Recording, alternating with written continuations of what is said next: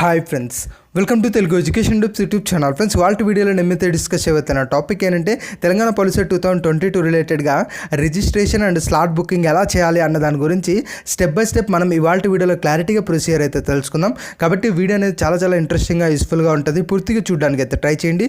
ఇక టాపిక్ అయితే స్టార్ట్ చేసే ముందు నా చిన్న రిక్వెస్ట్ ఏంటంటే ఇప్పటివరకు మన తెలుగు ఎడ్యుకేషన్ టిప్స్ యూట్యూబ్ ఛానల్ని మీరు ఎవరైనా సబ్స్క్రైబ్ చేయకుండా చూస్తున్నట్టే మీకు యూస్ఫుల్ అయ్యే ఇలాంటి ఎన్నో వీడియోస్ కోసం అయితే సబ్స్క్రైబ్ చేసుకోండి. ఫ్రెండ్స్, ఇక టాపిక్లోకి వచ్చేసినట్టయితే మెయిన్గా మనకు ఏదైతే ఈ యొక్క రిజిస్ట్రేషన్ దాంతోపాటు స్లాట్ బుకింగ్ ప్రాసెస్ ఉందో దీనికి సంబంధించి వీడియో అయితే చాలా లేట్గా వచ్చిందనమాట. దానికైతే మెయిన్గా కొంచెం వర్క్స్ ద్వారా వీడియో అయితే లేట్ అయితే అయ్యింది.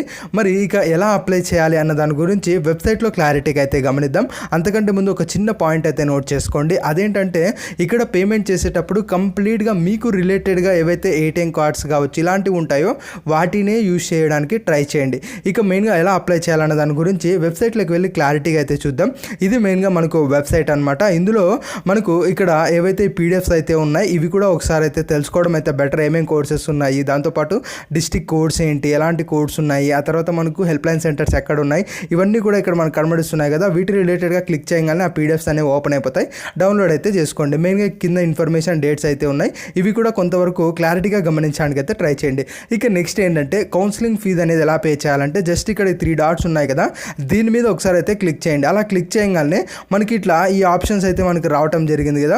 ఇలా ఈ ఆప్షన్స్ వచ్చినప్పుడు మెయిన్గా మనకు ఇక్కడ పే ప్రాసెసింగ్ ఫీజ్ అని ఉంది కదా, దాని మీద అయితే క్లిక్ చేయండి. దాని మీద క్లిక్ చేసిన వెంటనే మనకు ఈ యొక్క ప్రాసెసింగ్ ఫీజ్ అనేది పే చేయడానికి అయితే వెళ్తారు.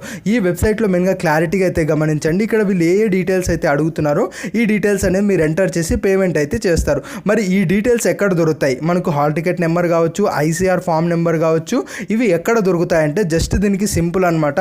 ఏదైతే మీది హాల్ టికెట్ ఉంటుంది కదా, హాల్ టికెట్లో మీరు క్లారిటీగా గమనించినట్టయితే ఇది మనకు ఏదైతే 10th class hall ticket number, ఆ తర్వాత మనకు ఇది పాలిసెట్ హాల్ టికెట్ నెంబర్, ఇది ఐసీఆర్ ఫామ్ నెంబర్ అనమాట.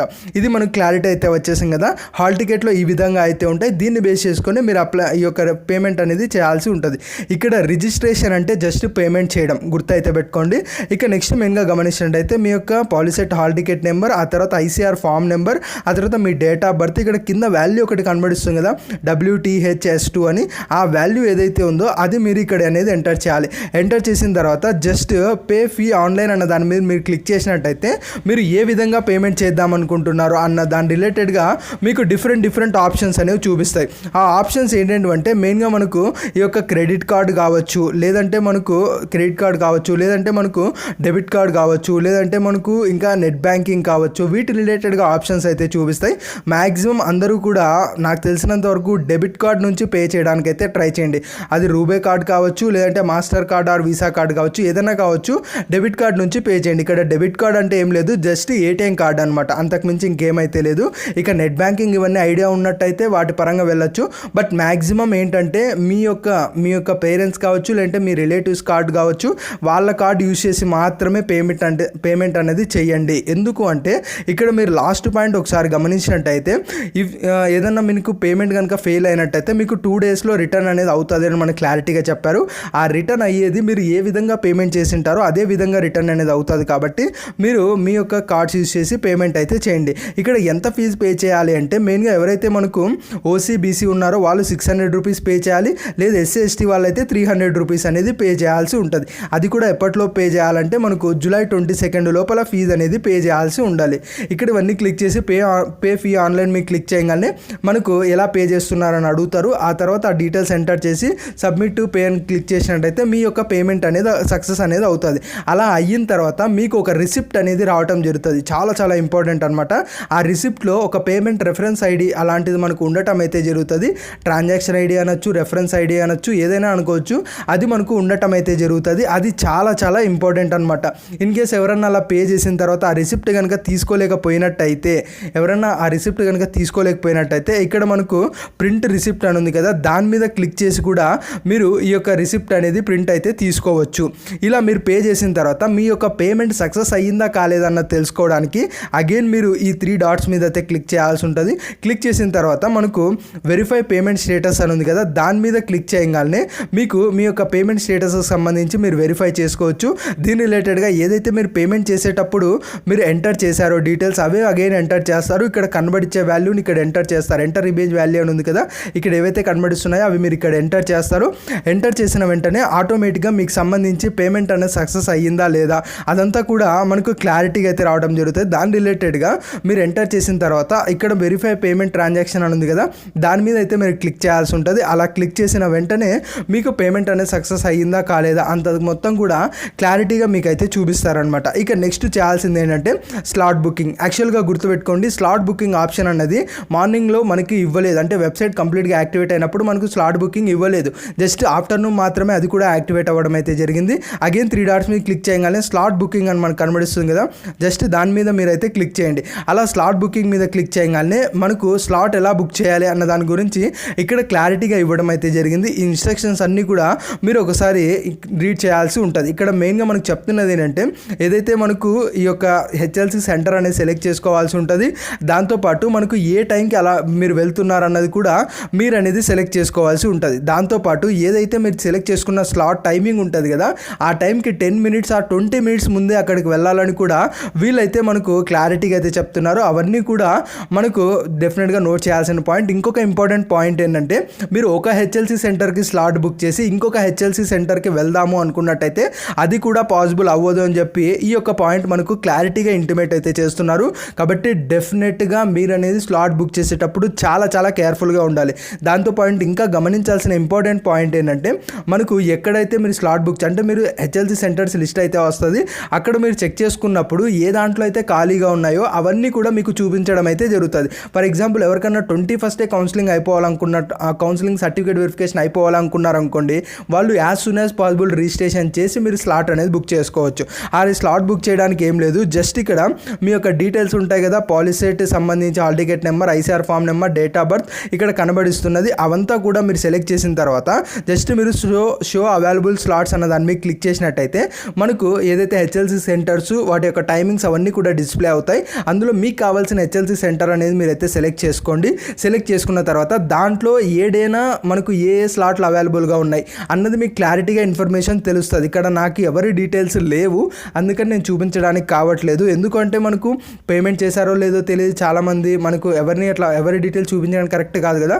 మేబీ కమింగ్ వీడియోస్లో ఎవరైనా వాలంటీర్గా డీటెయిల్స్ ఇచ్చినట్టయితే వాళ్ళ డీటెయిల్స్ యూజ్ చేసి స్లాట్ బుక్ చేసి ఎలా ఉండాలో అంతా కూడా నేను క్లారిటీగా చెప్తాను. బట్ ఇక్కడ థియరిటికల్గా చెప్తున్నాను, వినడానికి అయితే ట్రై చేయండి. ఇక్కడ జస్ట్ షో అవైలబుల్ స్లాట్స్ అని క్లిక్ చేయగానే మనకు ఉన్న హెచ్ఎల్సి సెంటర్స్ అన్ని డిస్ప్లే అవుతాయి. అందులో మీకు దగ్గరలో ఉన్న హెచ్ఎల్సి సెంటర్ని మీరు సెలెక్ట్ చేసుకున్నట్టయితే అందులో మనకు పైన డేట్స్ అయితే చూపిస్తాయి. ఆ డేట్స్లో ఏ టైంకి మీరు స్లాట్ బుక్ చేయాలనుకుంటున్నారు అన్నది మీరు అక్కడ చూస్ చేసుకొని ఆ టైంకి స్లాట్ అనేది బుక్ చేసుకోండి. బుక్ చేసిన తర్వాత అక్కడే కింద ఆప్షన్ అనేది వస్తుంది బుక్ ఆర్ సబ్మిట్ అని చెప్పి. అది చేసిన తర్వాత మీరు ఏదైతే స్లాట్ బుక్ చేశారో దానికి సంబంధించి ప్రింట్ అనేది తీసుకోవాల్సి ఉంటుంది. ఇది చాలా చాలా ఇంపార్టెంట్ అనమాట. అలా ప్రింట్ తీసుకున్న తర్వాత మీరు ఏదైతే స్లాట్ బుక్ చేసిన టయానికి మీరు 10 to 20 మినిట్స్ బిఫోరే అక్కడ అటెండ్ అవ్వాలి. ఫర్ ఎగ్జాంపుల్ మీరు 11కి స్లాట్ బుక్ చేశారనుకోండి, మీరు 10:30కి అక్కడికి వెళ్తే చాలా మంచిది అనమాట. ఎందుకంటే వాళ్ళు టైం అయిపోతే అలో చేయము, అలాంటి కొన్ని రూల్స్ అయితే ఉన్నాయి.